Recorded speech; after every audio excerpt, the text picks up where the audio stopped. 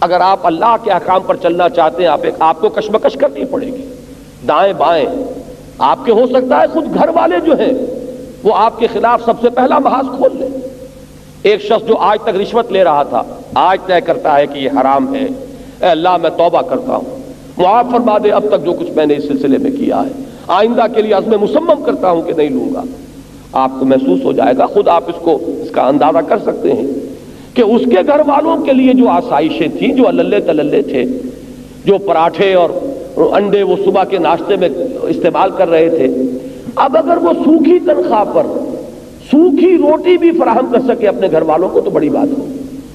ظاہر بات ہے کہ پہلی چوٹ جس پر پڑے گی وہ اس کے اپنے اہل و عیال ہیں، اور سب سے پہلی بغاوت جو ہوگی وہ اپنے گھر سے ہوگی۔ اسی لیے سورہ تغابن میں فرمایا گیا ہے کہ یا ایھا الذین آمنوا ان من ازواجکم واولادکم عدوا لکم فاحذروہم،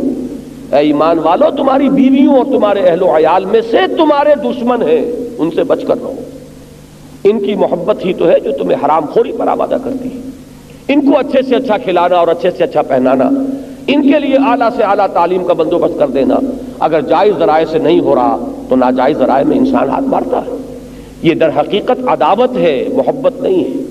اس لیے کہ تم اپنی عاقبت برباد کر رہے ہو۔ ان کی محبت جو ہے وہ تمہارے لیے تباہی کا پیغام بن گئی ہے، لہذا وہ تمہارے دشمن ہیں، بچ کر رہو۔